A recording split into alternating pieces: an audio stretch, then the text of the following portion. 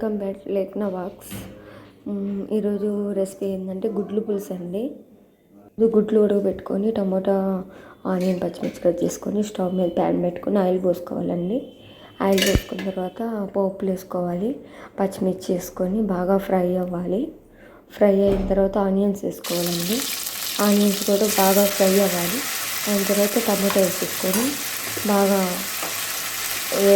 వేసిన తర్వాత కొద్దిగా సాల్ట్, రుచికి సరిపోయినంత సాల్టు, టమాటో తొందరగా మగ్గడానికి పసుపు అండి వేసేసుకొని బాగా కలిపెట్టుకొని మూత పెట్టుకోవాలండి.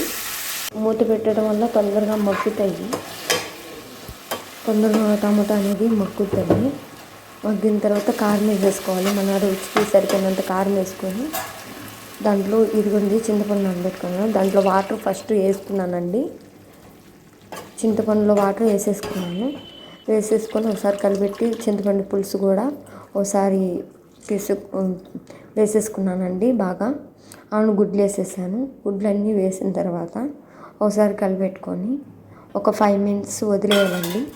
వదిలేస్తే బాగా గుడ్డుకి ఉప్పు, కారం అన్నీ పడతాయండి. పడితే నీకు కరెక్ట్గా సరిపోద్ది. చాలా టేస్టీగా ఉంటుందండి. తప్పకుండా ట్రై చేయండి. ఎలా ఉందో కామెంట్లో చెప్పండి.